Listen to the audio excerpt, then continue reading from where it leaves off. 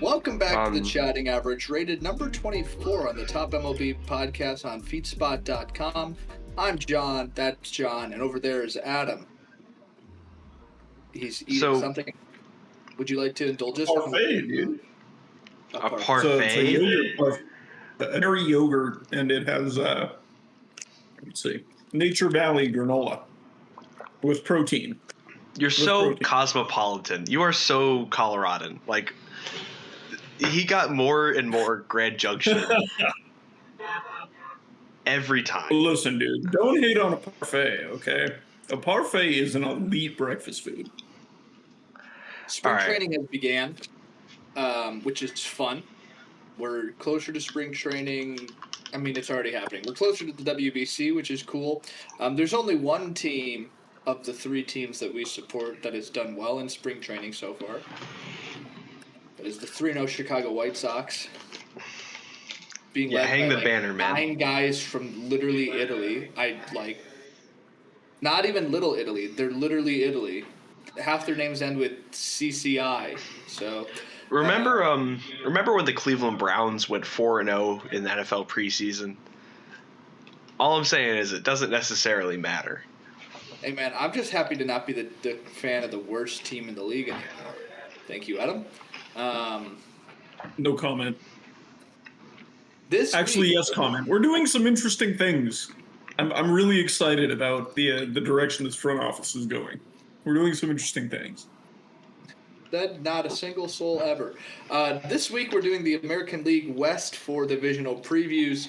This division produced Cal Raleigh. Many have said this. And that's about it last year. The Mariners did get to the playoffs because of Cal Raleigh. That's the only team. 90 and 72, 87 and 75 were the Astros. They were 0 games back of a wild card spot, but didn't get to go to the playoffs because the Detroit Tigers had the tiebreaker over them. The Rangers were 81 and 81, a perfect regression model of winning the World Series in 2023, 6 games back of the wild card. The Oakland, Sacramento, Las Vegas A's 76 and 86. Reminder, that was John Sansoni's division winner last year, 11 games back of the wild card, and the Los Angeles Angels 72 and 90, 15 games back of the wild card. John, answer for your prior transgressions.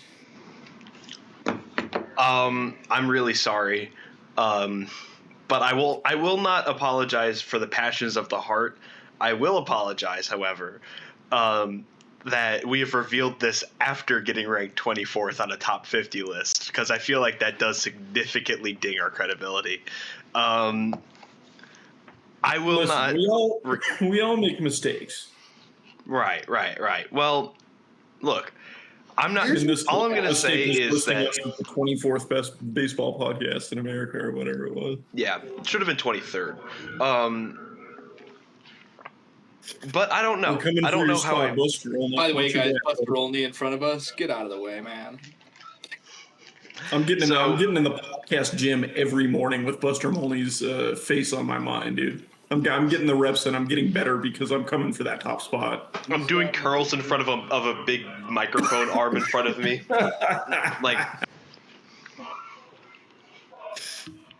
Adam, you almost had perfect predictions last year. Did I actually? If you swapped the Astros and the Rangers, you were correct. Wow. Okay. I had the Rangers winning. Resident AL West expert. How about that? That's me, actually. Anyways, yes, John. So should we go top bottom or bottom top? I think we always top bottom it, so we should probably top it. Okay. To start, the 90 and 72 Seattle Mariners, they lost in the American League Championship Series to the Toronto Blue Jays, the eventual World Series team from the American League. Their addition. You mean like one game later? Yeah, they literally. So the Mariners lost Game 7 of the ALCS, and then the Toronto Blue Jays, like 4 days later, started playing in the World Series. Yeah. And like 2 weeks later, because it's the World Series and for some reason games are separated by 6 days, they lost. Okay. The Mariners in the offseason have added a slew of players. Brendan Donovan, Andrew Kisner, Rob Refsnyder, Jose A. Ferrer, Cooper Criswell. They have some non-roster invites that I thought were interesting. Patrick Wisdom and Connor Joe, so I added them. They re-signed Mitch Garver and Josh Naylor. Eugenio Suarez, Jorge Polanco, Caleb Ferguson, Taylor Sacedo, Gregory Santos, Trent Thornton, Leody Tavares, and Luke Jackson are all gone. Technically, Luke Jackson could re-sign, but he's the only one who hasn't signed anywhere else. What an interesting third baseman replacement. Because you lose Eugenio Suarez, someone who... Yep. This is exactly where I was going to go. To be perfectly honest, did not actually perform that well after getting traded back to Seattle. Comparatively, his second half was not as good as his first half. Because his first half was one of the best half-season offensive performances of this decade. Maybe of this century, if we're going to be really judicious with it. And you let him walk back to Cincinnati, where I think he will succeed. And you bring in Brendan Donovan. Brendan Donovan has been kind of the apple of the eye of Jerry Dipoto in this Mariners front office the whole time. All offseason, it was rumored that he was going to be traded to Seattle. And after the deal, it's revealed that, they were trying to trade him to Seattle the whole time. They just couldn't agree on what the returns were. So finally, after a trade package headlined by Durangelo Sanja, the switch pitcher, Brendan Donovan comes through. No, I'm pretty sure he introduced himself as a switch pitcher in a recent video with the Cardinals. So they might have him continue to do it. I don't know. We'll see. Before the trade, he was announced as a right-hander full-time, so maybe they're going back on that, but we'll see. Maybe. All that is to say, Brendan Donovan is now a guy that, at least against a righty, is going to be the primary third baseman. This is someone who typically played second base and corners outfield. Sure, I don't mind it, but yeah, John. I'd like to make an observation. Brendan Donovan will be the plug-and-play guy in this lineup. He's such a Mariner, dude. He really is. They're going to call up Colt Emerson this year. He's their number 1 ranked prospect. He's a shortstop. I think he'll probably end up playing third base until J.P. Crawford eventually dies. But the thing is J.P. Crawford isn't going to play today. Okay, Brendan Donovan plays shortstop. Okay, Cole Young's not going to play today. Okay, Brendan Donovan plays second base. Oh, Randy needs a day off. Brendan Donovan's going to go play left field. Probably not. They do have Luke Raley and Rob Refsnyder to fill some outfield spots. But I think that's kind of the idea there. I like it. Yeah, I think it's a good move. To me, this is a team that was, clearly on the cusp of a World Series last year. I don't necessarily think they got any worse this offseason. For me, there's no reason to expect them to be anything worse than a team competing for the World Series again. I think they got worse, but this rotation, it's always, the thing with Seattle is it's always about the rotation. It's, at their best, it's the best rotation in baseball. At their worst, if you have 1 or 2 guys that can lock in, you still feel really good about it. Last year, Brian Wu really stepped it up. Can Logan Gilbert and Luis Castillo and George Kirby end up finding some of that form again? And even then, this is a bunch of names in the bullpen that I don't necessarily recognize. Jose Ferrer was pretty good, pretty okay in Washington. Edward Bizzardo was really good last year and pretty good in some stints. Matt Brash, electrifying stuff. Andres Munoz, you already know what you're getting with him. Gabe Spire, a pretty interesting lefty as well. And Cooper Criswell providing a little bit more of that length. This is a pretty complete team. I do agree that I don't know if they necessarily got much better, but I don't think they got. They've gotten considerably worse either. Again, I don't think they got so worse to where it will drastically affect their performance year over year. I think if anything is going to change, it will be regression. Can Josh Naylor? That's like my devil's advocate for this is like, is Cal Raleigh really going to hit 60 home runs again? Right. Maybe because not, but also maybe Julio's due for a return to form year, and maybe some of these pitchers figure it out, right? Like I agree. That played to their ceiling by any stretch of the imagination. I agree, and I think the other thing is that the rest of the division is terrible. So that's all. You're gonna get to play the A's and the Angels and probably the Rangers for 36 games this season, and the Astros might finish above 500. So I would not be surprised if this division shakes out the same way as one team going to the playoffs again. But at the same time, 2 years ago, I think I said the same thing, and it was like all 4 teams in the top 4 of the division were vying for the best team in the league at one point. So I don't know. My worry is that there's too much regression. My other worry is that Julio is exactly what we think he is and is not going to get any better than being shit half the year. Josh Naylor had a good year last year.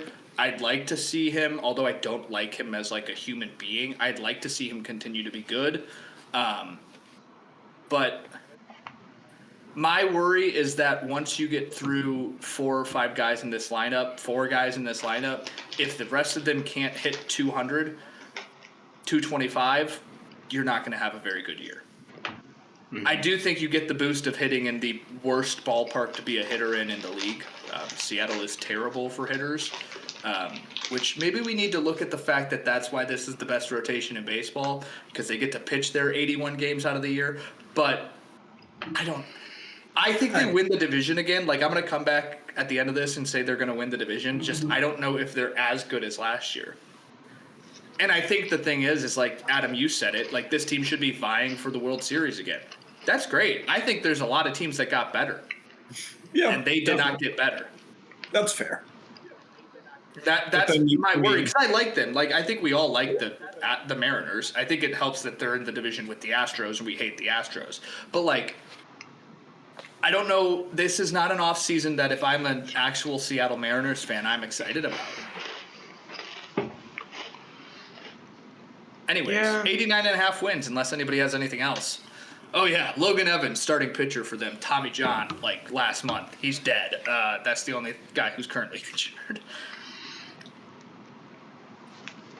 89.5. 89.5. They had 90 last year. Man, I don't really know. I have a hard time with this one, because I think they'll be the best team in this division. But do I think they're 90 wins? I think I'm going to go ahead and say yes. I think they're around.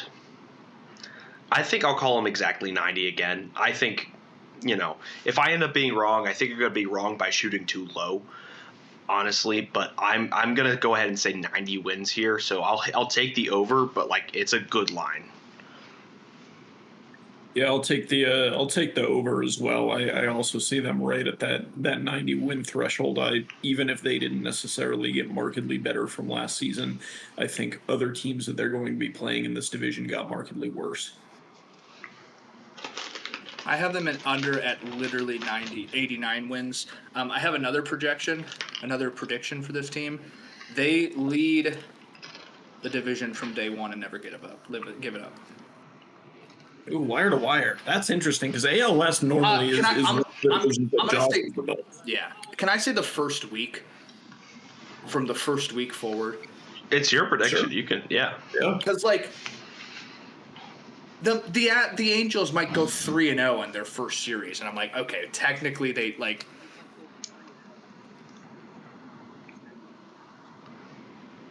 Next up is the Astros. Did you say 90 wins for them? I think that's what I heard. Yes, that's what I said.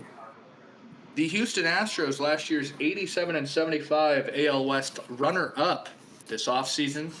They've added Joey Loperfido, Nick Allen, Tetsuya Imai, Mike Burrows, Ryan Weiss, Nate Pearson, Roddery Munoz, and Kevin Biggio is a non-roster invite. That's cool. I like that. In the offseason, they didn't re-sign a single person because I don't know. I really don't know. Framber Valdez, Ramon Urias, Victor Carantini, Craig Kimbrell, Chas McCormick, Hector Neris, Brendan Rodgers have all signed somewhere else. Starting pitcher Luis Garcia, since there's 19 of them in the league, has not signed anywhere. Immediate thoughts? I mean, this is clearly a team that's steering into a rebuild. Are they? Joey Lopes, man. The greatest left fielder in Italian American history. Joey Lopes. Yeah, this is a team that isn't getting any younger.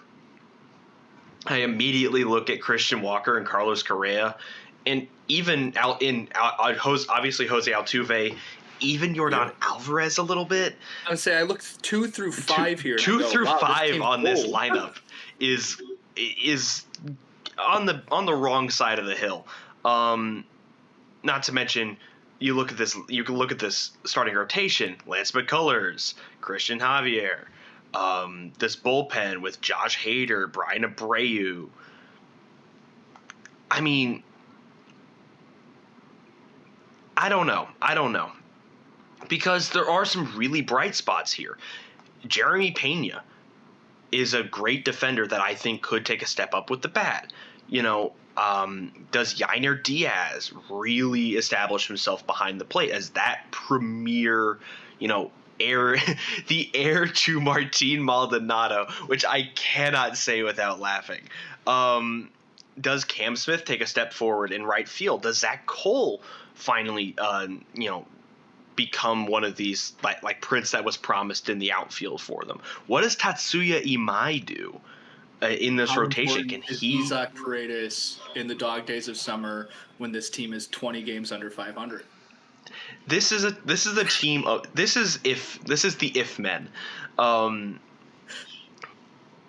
There's a universe where everything really breaks right for this Astros team, and they could win the AL West. Oh, for sure. There's a universe where it goes really wrong. The vast majority of universes do not go that direction. You guys remember that scene from Infinity War? Doctor Strange's like, yeah, there's one. We've got one. Yep. The one is where it's the Astros, dude. It's the Astros, so they could totally pull it off. For sure. My worry about this team is that this team has no pitching. None whatsoever. Because Stephen Okert. If I'm just going off of history, Lance McCullers won't pitch after the first month. Christian Javier will miss considerable time. Hunter Brown, whatever. We have no idea what Amaya is going to give them. I don't even know who Mike Burrows and Brian Weiss are. That's just the rotation. And plus, I'm pretty sure, aren't they stretching Nate Pearson? Aren't they stretching Nate Pearson out again? Probably. They'll have to at some point. Like I said, Lance McCullers will not pitch past like three starters on. They got 3 starters on the IL or the IR, I should say, for 2 of them should be back, right? Ronell and Wesneski should be back at some point this season. May and June from last year. Yeah.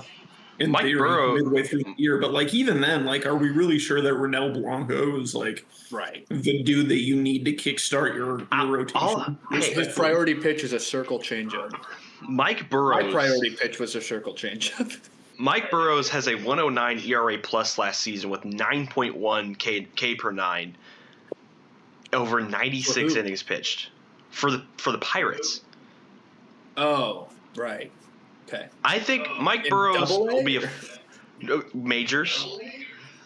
I think Mike Burrows could be a fine 5 for them. Okay. Great. This team So, has a but lot. the issue is a month into this season, he's going to be the 2, John. Yeah. It's the Astros. Every guy in this lineup will miss. Every guy in this rotation will miss considerable time. There's like 6 months of the year. Each of them will pitch 2 months of the year. They'll be great for those 2 months and be there's 12 completely irrelevant for the remainder of the season. So This team 86 and a scares half. me. 86 and a can I half. say one? Can I say one more thing?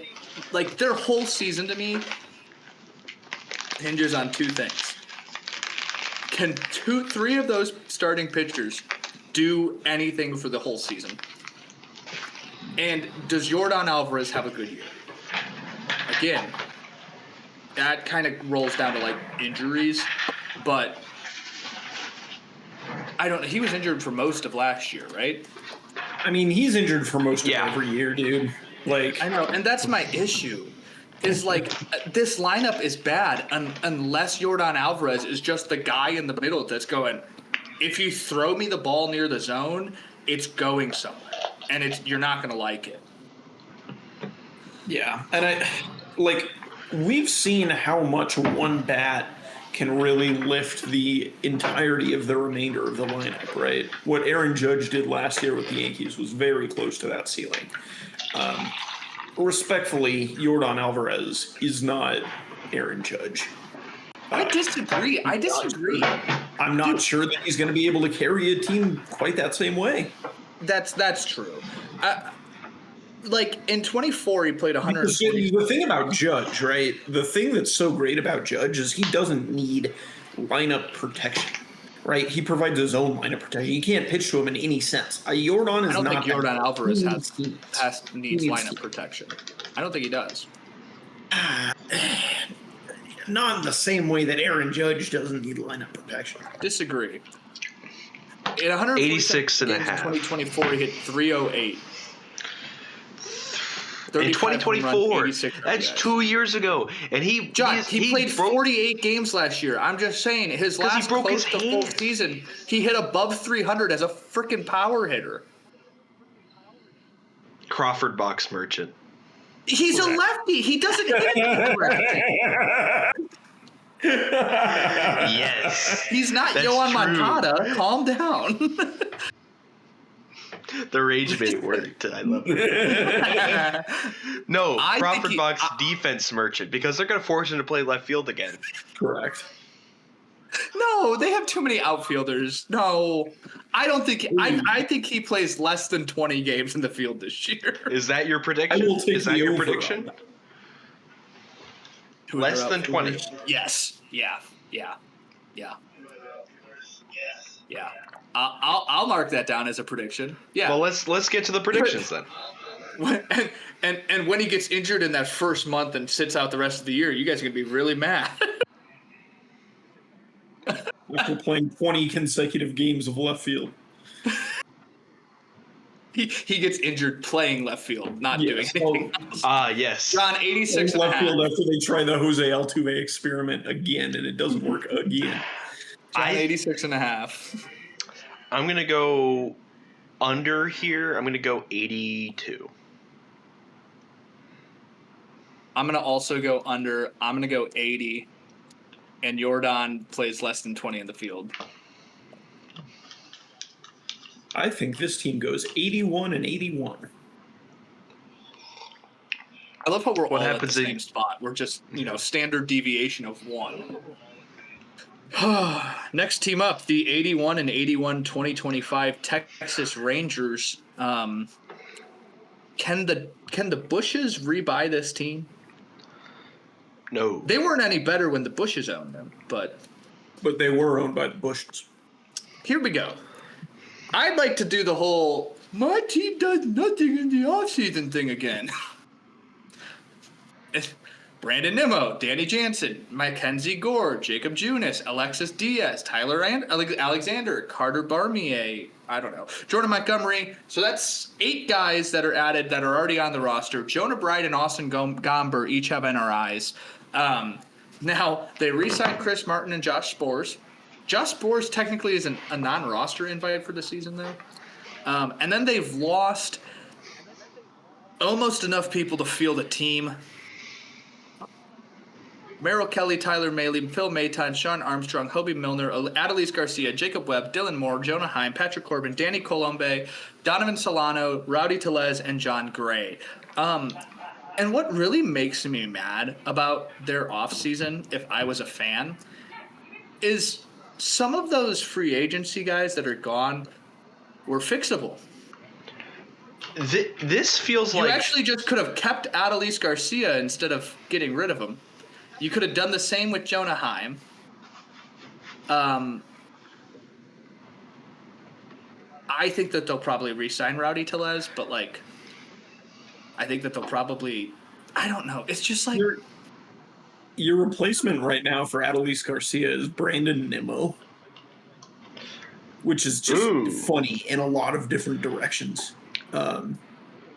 also, I mean, Can I also if the Dodgers were the Klarna Dodgers, this is like the Rent-A-Center Rangers, like because they bought a bunch of bullshit. The Rangers went off-season shopping at Goodwill, and you know what? They found some stuff that's honestly surprisingly good condition. Hey, you know what? If there's one, no, more than anything, no. This isn't even Rent-A-Center. This is Goodwill. This is Salvation Army. Oh God! In both the cultural and the cost sense. When I wrote all of this out, I was really confused. I feel like when you write because I didn't realize they were this active in the offseason. And it begs the question, once again, what are their season goals? 81 and 81. I think there's a get back to the playoffs. There's a path to the playoffs. Oh, for sure. I agree. Boy, is it not a convincing lineup. Oh, my thing I wanted to point out. Do you guys remember how many prospects they traded for Mackenzie Gore? Like it was 5, 4 right? or 5, right? It was 5, I believe. He grades out as their third best starting pitcher. Dude, let's talk about this rotation because what a trip. Woo. Okay, no. This is my argument, and I think I made it earlier. It's 4 of the carbon copy same guy, and Nathan Eovaldi. It's 4 guys who just throw the ball as hard as possible with 6 different fastballs.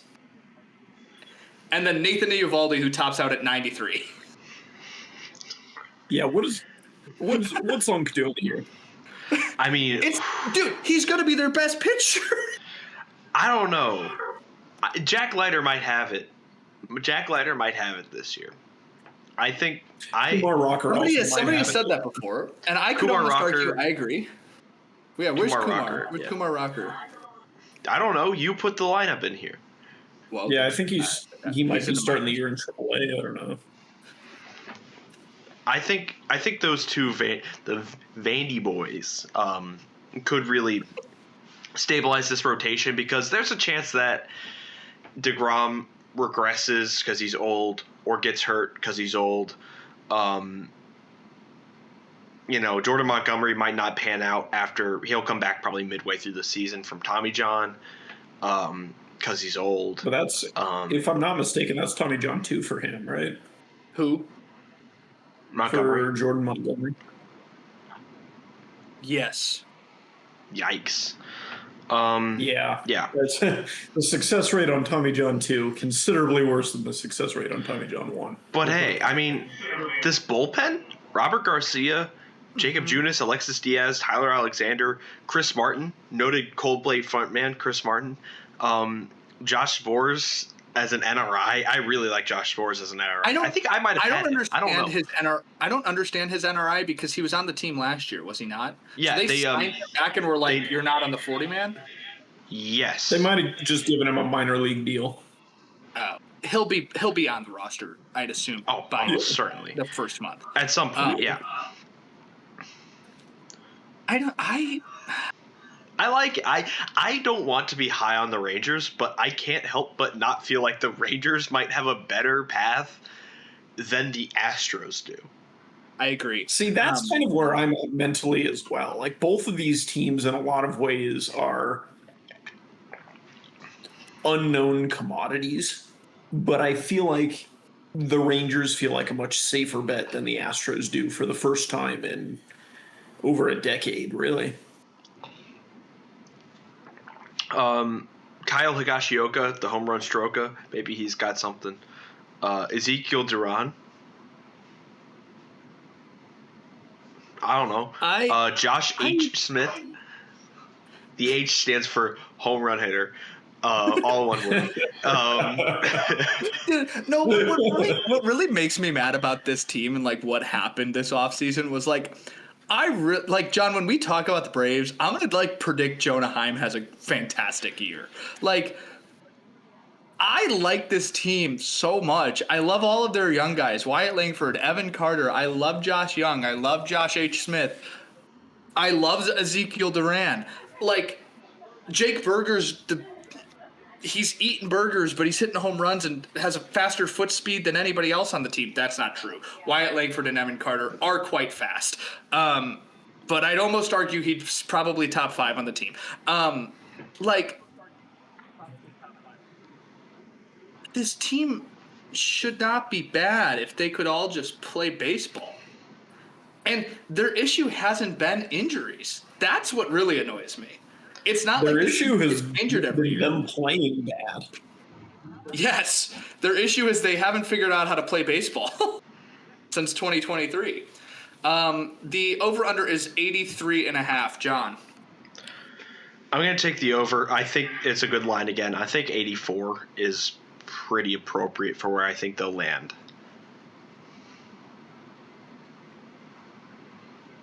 I'll take the over. I think I'm going to be the most optimistic about this team. I have them as an 87 win squad. I have them very comfortably in the wild card race. I'm also optimistic, and I think I just explained why. I have them at 88 wins, so I'll take Jesus Christ. the over Adam. Great years from everybody I just said. This team's fun. Wow. They still do, Apparently. unfortunately, lose the division by 1 game to the. Hey, let's not get too surprised. My 95 win Athletics are coming up. Yeah, the Oklahoma, point. Sacramento, Las Vegas Athletics, who John Sansoni predicted in 2025 to finish with 95 wins and win the division, are up in 4th place last year. Oklahoma? He said Oklahoma. Did I actually? Yeah. Yeah. With Just making sure. just 19 games under what John said they would be at, 76 and 86, 11 games back of the wild card. Notably, if John was right, they would have won the division. In the offseason, they added Jeff McNeil, Andy Ibanez, Aaron Savali, Mark Leiter Jr., and Scott Barlow. They've lost out on Sean Newcomb, J.J. Blade, and Gio Urshela. Those guys are all signed with new teams. Luis Urias, T.J. McFarland, Scott McGough, and Jose Leclerc are all still unsigned. They've got the big Amish guy hitting first in the lineup, which is fun. Honestly, Langeliers. Soderstrom, Brent, dude, John. what? What if this team wins 95 games? See, you understand where I'm coming from. Okay, can I please, listen. This team is just so potent with upside, guys. Nicholas Kurtz, Shea Langeliers, I call her Langeliers, Tyler Soderstrom, Brett Rooker, Jacob Wilson, Lawrence Butler, Max Muncy, Denzel Clark, even Colby Thomas on the bench. These are all guys who – this is why I feel like they had a net neutral offseason, because these guys in the lineup are just so high ceiling. And even some of them have pretty high floors. Jacob Wilson was great last year. Tyler Soderstrom was great. Nicholas Kurtz was great. Denzel Clark, a fantastic fielder already, who hit in the minors, just never quite got it in the majors. Lawrence Butler, Max Muncy, not that Max Muncy. You know, even guys like Brent Rooker, who are kind of on the older side of this prospect crop, still could provide a great thump in that middle of the order. And you look at this rotation, and it's old. I don't get it. Luis Severino, Jeffrey Springs, and Aaron Savali. They're established guys, had middling years last year across the board. Which is why they're now on the Athletics. But Jacob Lopez was really good last year. None Plus, of those you look guys at are that old. But they're old So- for the Athletics. True. So on this show, every once in a while we have this trope that comes back up, and the trope that I'm talking about has to do with bear traps, and stepping into them. Yeah. Mr. Sansoni, you sound a lot like somebody that's pretty convinced this team's going to be playing for a division. I don't. Look, this division is really bad. Correct. I do not know if they will play for the division, but I do think they can play for a wild card. Okay, I'm not that optimistic. Dude, I have a this is question. not even a bear trap. This is a full pitfall trap covered with leaves and everything. I'm falling into the pit. I have a question. Oh, Zach Geloff. Zach Geloff's coming back too, by the way. Yeah. Where? Second base. And then where's Jeff McNeil go? Center field. Ooh. Denzel Clark plays center. I'm kidding. Are you serious? Why did they No. sign Jeff McNeil? Unk still Can has somebody it. please? Can he Can pitch? somebody please explain that? Because Geloff is not going to start the season at the major league level. He'll probably start opening day, but in the Cactus League. Just because from what it sounds like, his hitting has not come back. He dislocated his shoulder, had to have surgery on it. They're trying him at center field. They're trying him in the outfield, by the way. They're trying Geloff in the outfield. Okay, great. Where? Dude, this is the worst team I've ever seen that is position locked at every position. I don't know how they managed to logjam themselves this much with the roster. They are log jammed at every single position. I'm not Please. taking Kurtz out of first base. I'm not taking Langeliers out from behind the plate. I'm not taking Soderstrom out of the lineup. If Brent Rooker is going to be the DH, then Soderstrom's got to play left field. Jeff McNeil is at second base. We just signed him. Why would I move him anywhere? Jacob Wilson is our darn guy. He's at shortstop. Elbut is in the right field. If I'm not moving Brent Rooker out of the DH spot, Elbut has to play right field. Max Muncy is on this team. That's the younger one, right? Mm-hmm. Yeah, I was gonna say. Wait a minute. That's the other. That's a top round pick that you want to play baseball. Denzel Clark's in center field. He's your guy at center field. What was the point in signing Jeff McNeil? Wasn't that a multi-year deal too, or am I tripping? I really hope it wasn't. Otherwise, I don't know what is going on. Well, my other thing is is this it's a 4-year, $50 million deal. Holy. Yeah. My Wow. only answer to this is we're gonna He's get looking to at the the trade. numbers. Let's hear We're it, gonna get H. to the trade deadline. Go ahead, John. No, I'm for a second I thought the 4-year was real. I'll be so real with you. I thought you just said that he had a 4-year, $80 million deal. I said 4 years, 50. I know, that's why I was surprised because it's not 4 years, $80 million. Yeah. 4 years, $50 million. Yeah, it's a 4-year, $50 million deal with a 2017. Oh, that he signed with the Mets in 2023. He signed with the Mets. So the Athletics have him 1 year. In practice, it's a 2-year deal with 1 year and then a team option next year. So they have it now. They owe him $10 million this year, and then next year when they decline that club option because they don't want to pay him $15 million, then he'll become an unrestricted free agent. Yes. The Mets are paying part of his. The Mets are paying $5,750,000 of his 2026. Oh, so the Mets are paying the majority of his salary. That's the reason they took him on. That's actually a third, but yeah, that could be a majority in 7 states, not including the University of Missouri. Did you say $500 million and is? Or how much did you say they're taking on? The A's are paying $10 million this season. The Mets are paying $5,750,000. Anyways, I thought the contract was $10 million, not the A's were paying $10 million. This lineup that I'm looking at tells me one thing. We want to be position locked at every position because we're finally making a push to maybe go win 80 games. Or when the trade deadline rolls around, we're calling Atlanta and seeing what position they need. No. John, if you need a first baseman, welcome, Big Amish. John, do you need another catcher? You can trade us back Sean Murphy. We'll give you Shea. The Braves already had Shea Langoliers. Yeah. The only position that would need a clear upgrade would maybe be like you maybe want DH or second base, maybe. All Jeff contract. McNeil. No, wait. This off season, dude. Listen, Jeff McNeil is never going to wear a Braves uniform. Also,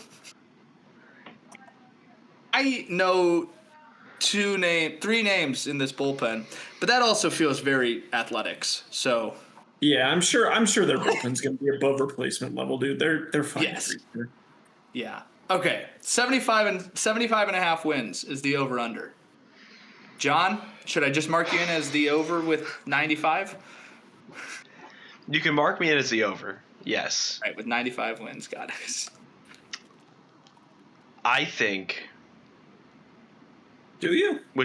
Okay. I think they get 86. Adam, I have them at over with 81. I think they overperformed just a little bit over their projection. Boy. I mean, 75 and a half seems very low for me. I'll take the over. That's what I think, too. I don't think this is a 500 team. Give me like 78 wins. Okay. I think 75 is low. Yeah. Because my other argument is like they get to play at least 24 games or at least 12 games against the Angels. And, whatever you pick, are the Rangers going to be good or are the Astros going to be good? They could play another 12 games against them. I don't know. I think it's an interesting team. Let's move on to so you guys know, like, Larry Garcia is like a quadruple A baseball player, right? I have heard of Larry Garcia. I am familiar. What's the team equivalent to a quadruple A player? Because if the Los Angeles Angels might be the quadruple A team of Major League Baseball. In the offseason, they've added Josh Lowe, Vaughn Grissom. Can everybody count every time this is a guy who royally messed up his career somehow by playing so ungodly terrible that he's now been in the minors in 4 different teams in the last 2 years? Josh Lowe, Vaughn Grissom, Adam Frazier, Grayson Rodriguez, Alek Manoah, Drew Pomeranz, Kirby Yates, Jordan Romano, Brent Suter, Heimer Candelario, Trey Mancini, Chris Taylor, and Jose Siri. He had like 3 or 4, right? Candelario, Mancini, Taylor, and Siri are all NRIs. In the offseason, they re-signed Yohan Moncada and Chris Taylor as an NRI. They lost out on Luis Garcia, Kenley Jansen, Andrew Chafin, Luis Rengifo, Connor Brogdon, Kevin Newman, Lamont Wade Jr., Tim Anderson, Tyler Anderson, and Hunter Strickland are all unsigned.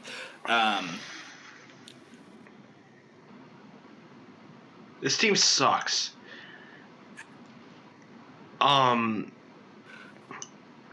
Which is sad because, like, I think Zach Neto could be good.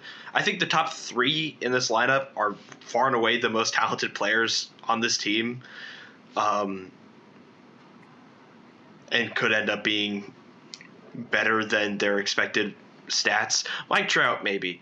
I think it depends on how comfortable he is back in center field, which he's expressed his interest in moving back to center field this year, which, bro, really?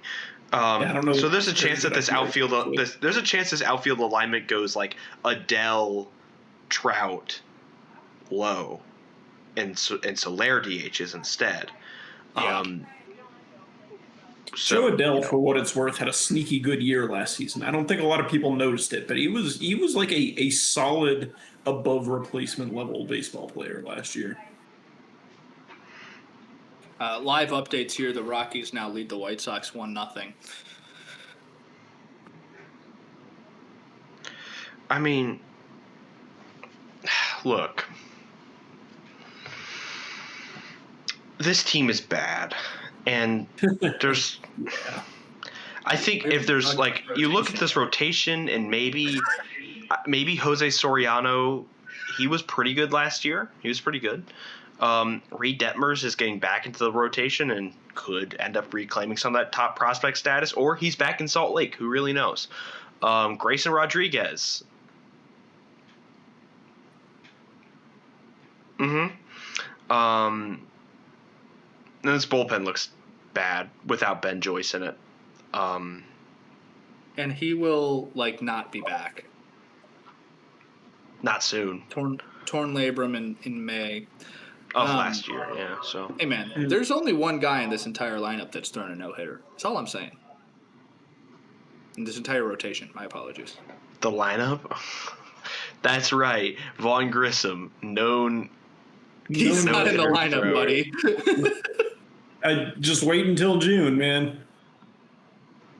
Reed Detmers, clear number 2. Alek Manoah, how many games do we think Alek Manoah is going to pitch for this team? Are we really spending time talking about the Angels? I would like for all of you to make a prediction on how many games that Alek Manoah will start for this team. 12. 12? You think they're going to give him that long? No, I think they're going to give him like 6. He's going to go down, and by the end of the year, they're going to be so injury riddled that they're going to have to use him again. I just think it's funny if you look at their pitchers on Roster Resource or something. They have so many NRIs. They're trying to find the replacement already. I don't know.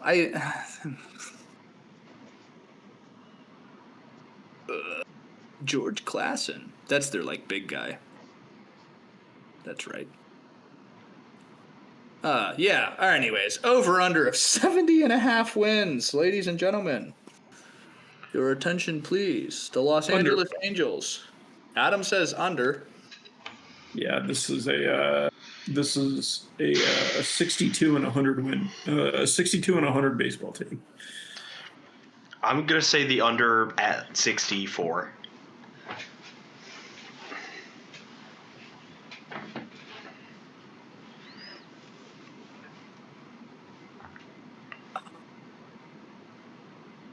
I'm saying under. Wait, I should make that clear. I think they're a 102 loss team. They're at 60 wins. All right, so that would mean, John, your first place team is. That's the Seattle Mariners. Yeah. My first place team is also the Mariners. You write your own in. I'm tired of writing. I also have the Mariners as my first place team. Pull yourself up by the bootstraps, John. What? Make sure you put their record. That way it's just easier to find.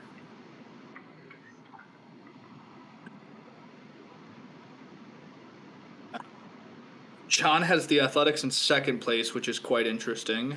I mean, yeah, I don't think it's going to be a fairly competitive division outside of the Mariners. But someone has to be second. He's got a point.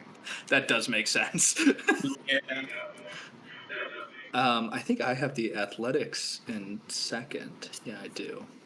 God. I have the third and third. The Rangers second, the Athletics third. I think Mr. Lieber, you and I are going to have the exact same rundown for the second consecutive week now, is it? God, it's just because we don't put the or it's just because we don't put the A's at first place. Like it's like Yeah. we're just not as dumb as John. Right. Right. 60 and 102. So yeah, we all have the Mariners winning. This is just like the National League West of last year, where we had the Dodgers winning because we're not stupid. And you know what? No ties this year. No ties this year. No one's record has any ties this year. I don't think we've done records in the past. That's the thing. Yeah, that is true. I think we just like projected where they'd finish out. Maybe we said, I think this is an 82 win team. I think, but like we didn't actually project like We didn't wins, record the loss projections. yeah. Well, no, I but more yeah, so meant that no baseball team is going to have a tie in a game with each other. Yeah, they actually don't allow those anymore. Those got taken away because now when overtime ends, they just keep playing. It's not like the old NFL rules. John, it's time for the Immaculate Grid. Immaculate Grid is a 3x3 grid with 3 rows and 3 columns. That means 9 intersections to which you can put the rarest possible player you can think of that matches both categories. It could be teams, stats, awards, the whole 9 yards. I've not actually pulled it up yet, which means I don't really know. The Immaculate Grid rows played shortstop a minimum of 1 game. Row 2, 10 plus home runs in a season. Row 3, All-Star. The columns are the Dodgers, the Guardians, and played in the major Negro Leagues. Okay. I was just at this museum on Good. He's not going to know a single thing. Tuesday. Boy, Oh, can't no, I was just there, guys, but I forgot everything. Can you be nice? No, Like- I hate you know who you're talking to? Do you know who you're at? Like, there's nothing, like... I'm just, you know what, whatever, man.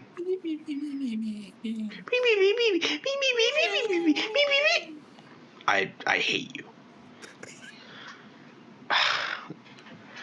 All-Stars... Save us, Adam Busak. All-Star- Busak, if you can hear us. Go ahead. Sorry. I I'm have sorry. I've been waiting for you guys to stop the infighting so I can share some answers for this Immaculate Grid. Okay. Go. For example, a Dodgers shortstop, Manny Machado. If I could spell. 1% answer. Terrible answer. Terrible answer. For a all-star for the Major Negro Leagues, how about Martin Dihigo? Hall of Famer from Cuba. 0.4. Great answer. Great answer. Yeah. John, that's just a great answer. Thanks. You're welcome. Why is all mad? God. You're never mind. Don't the rage bait's gonna work. I'm not gonna. I can't engage with this. It's gonna actually make me upset. All right, 10 plus home runs. Yeah, that's a hard one. I got 10 plus home runs for a Dodger. Ooh, Shohei Ohtani? No. Well, I mean, technically, yes, but I was thinking Yasmani Grandal, perhaps. Yeah, heck yeah. 0.4.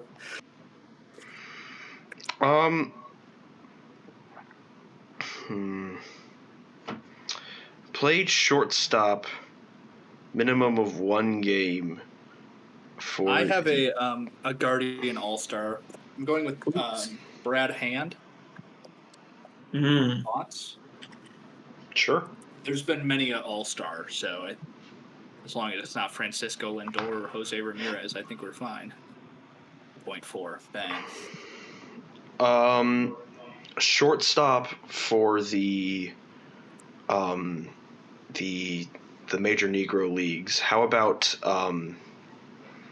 Hall of Famer Judd Wilson? Judd Wilson. He played for a while. What's up? You said Yeah, Judd? Judd.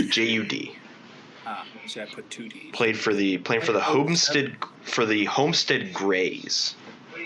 That's a team. Which I believe he was teammates with Josh Gibson at one point, if I remember correctly. I have a Cleveland baseball spider with at least 10 home runs in a season. Baseball spider. That's the one. Lonnie Not the Chisenhall. football spider. Lonnie who? Lonnie Chisenhall. Huh? 0.8.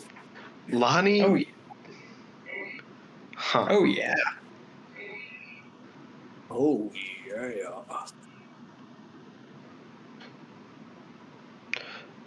10 homers. I have a Cleveland baseball player who's played at least one game at shortstop. Was it Francisco Yu Chang. Lindor? Yu Chang. Yu Chang works. Yu Chang will play. 0.2. He will we need play. a 10-plus home run from the Negro Leagues, and we need a Dodgers. Everybody name one of those? Oh my god! Andre I just Ethier. oh my god! I just kicked the crap out of my desk by sneezing. Oh my god! Oh, that actually really hurt. I have to amputate his foot. Lever for Dodger All-Star, Andre Ethier. I don't know. Do you think so? I do think so. Because I'm currently looking at a season where he finished 6th in MVP voting, but didn't make the All-Star game. That's crazy. How do you do that? It's a really good second half, I guess. That's 2%. What did he do in the first half? Well, who else was also playing right field or the outfield in 2009, though? Notably, Matt Kemp finished 10th that year in All-Star or in MVP voting, but didn't also make the All-Star game. He did get a Gold Glove and a Silver Slugger though that year. Interesting. 10 plus homers. I've got one. Okay. No, I don't. I'm sorry, I lied. All right. That's fine. That's fine, John. It's okay. No, it's okay, John. We forgive you. Okay. Well, let's not go that far. I'm just trying to keep John here as long as possible so he misses his show. Yeah, like I don't want to say. Did Cool Papa Bell maybe hit 10? Probably for sure, but like, are people going to think of him? Because like we were talking about Josh Gibson, and now he's the only one I can think of who would have hit 10. But it's like, how about of course, who's the everyone's- guy that we talked about last week whose name we should have remembered? Rap Dixon? Bullet Rogan. Did Bullet Rogan. Was Bullet Rogan... Was he a batter? He might have been a pitcher now that I'm thinking about it. He was an outfielder, pitcher, and second baseman. Interesting. And Wait, he hit hit 10? 15 home runs in 1922 for the Kansas City Monarchs. Thank you, Bullet Rogan. Thank you, Bullet Rogan. Everybody say thank you, Bullet Wait a Rogan. minute. There are 3 bullets in the listing of names here. Bullet Rogan, Bullet Joe Bush, or Bullet Campbell. Well, do Bullet Rogan, man. Okay. 0.6. Oh, yeah. Who is Bullet Joe Bush, and is he related to the president? What's our rarity score, John? Our rarity score today was 6. Okay. Hardest spot on the grid today was shortstop in the Negro Leagues.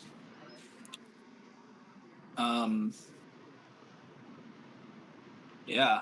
Mookie Betts' number one answer played shortstop, minimum of 1 game for the Dodgers. You're not going to believe this. Shohei Ohtani would not have been that terrible of an answer for the Dodgers' 10-plus home runs in a season. It would have only been 7%. Really? And that's the number one answer. Huh. Well, That'll do it for the Chatting Average, a top 25 podcast on Feedspot.com for Major League Baseball. That's John Sansoni. That's Adam Busak. That's not where they are on your screen, but that's where they are on mine. If you want to follow us on Twitter, it's the Chatting AVG, where you can find that we're the #1 show on KCOU. 88.1 FM. We air there every single day. we don't do 24/7. that. It's We constant. we don't do that. We're the only people on it. We don't do that. Mondays at 3 Don't do p.m. that. John Sansoni takes over for his solo show. That is true. If you are listening on YouTube, Don't. what's up, Boomer? If you're listening on Spotify, great job. You can comment, rate the podcast. It's people You can like still you comment who on got it YouTube. as 24 on the podcast list for Feedspot.com. Another division next week. Which one? We'll see. I believe it's John's, the National League East. If we want, Awesome. or we could do yours. It's up to you. But I figure we probably end with the World Series champion again. So Yeah, that's kind of the what I figured. Dodgers will be last. Colorado Rockies. With all that being said, thank you so much for listening. Don't forget to call your fellow Canadian and tell him he's stupid. Thank you.